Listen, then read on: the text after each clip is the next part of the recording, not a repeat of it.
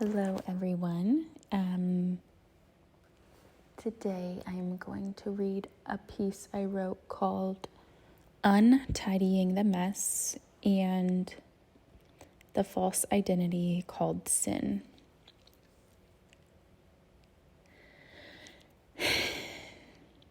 Every morning after breakfast, I stumble around tidying up what was just made messy. Generally, this happens right before I sit down to write. Some days I have pondered the idea of foregoing the period of cleaning and instead writing in the mess, not after it's gone. 9 out of 10 times, this is just a funny idea. This morning, as I gazed around the room, recognizing the never-ending list of fixing, I felt a tension rise in my stomach, a closing in my throat. However, this time, instead of racing to fix, I settled to notice.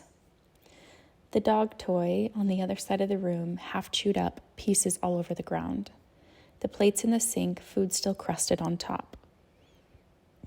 Placemats on the kitchen table, crumbs left over from the meal. The honey jar on the counter half opened. The dirty towel on the counter unfolded. The dog hair on the floor that can never seem to be vacuumed enough. I could go on. Some people call themselves recovering perfectionists. I've begun to wonder if there is no label capable of defining the attempt to escape such beauty that is aching to be seen again. I am not here to say never clean your messy kitchen. Chances are I will be cleaning mine right after I am finished writing this. What if the list of doing was a mere trap of avoiding the passion that knocks on our hearts? What if the constant tidying and cleaning is just another void, a void that never asked to be filled? What if we let the mind get quiet enough to hear the voice of oneness? Would the mess be a problem, or maybe would it be a sign of delight? Would the list of to-dos run us, or would we maybe throw it in the trash when we found out there was an inner map that would never fail us? Would the ceaseless chatter be a sign of faults and wounds? Or maybe would it be a gentle reminder that no thingness is the portal of birthing every bit of our heart's desires? Messy kitchens remind the soul of what this child self got wide-eyed and dreamy about. Laughing around a kitchen table with people I loved so much my belly would ache. Running through the halls like a giddy kid even if the clock said adulting is more appropriate. That perfection is the mess. It is the cracks, it is the crevices, it is the space. The place where life is exalted.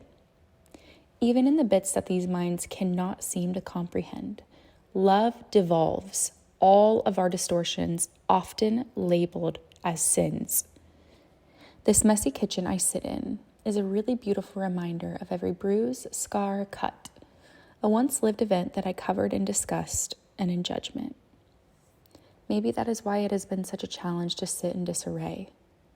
The sensations I am met with disguised into stories that look like sin. Yet no such thing exists. There is no sensation that equals evil. There is only the fragmented retelling of an event that cannot be recalled in its entirety, in its fullness. We can be the ones to redefine what it means to be a child of a blameless God. Not by a mere means of coming up with a new shiny story, nor searching for an answer that holds itself with teetering limbs. Only underneath all of the tidying, fixing, adjusting, there is a perfection of light, asking to shine through this vessel, no longer labeled as broken, separate, or distorted. The lie covers with a blanket of momentary comfort, only to leave us in need again. But just like that void I have attempted to fill with tidying the room that never asked to be fixed. Our empty state is so damn pure. It is like mere clockwork that we will avoid its inherent holiness. Nature never asks to be manicured. Beauty is the intrinsic state often refuted due to the chaos called a mess.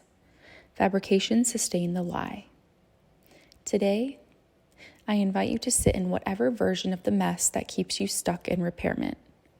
What we see has the capability to suffocate the depth of our lives, or to unravel the light so brightly it will blind those who are comfortable in the false identity of sin.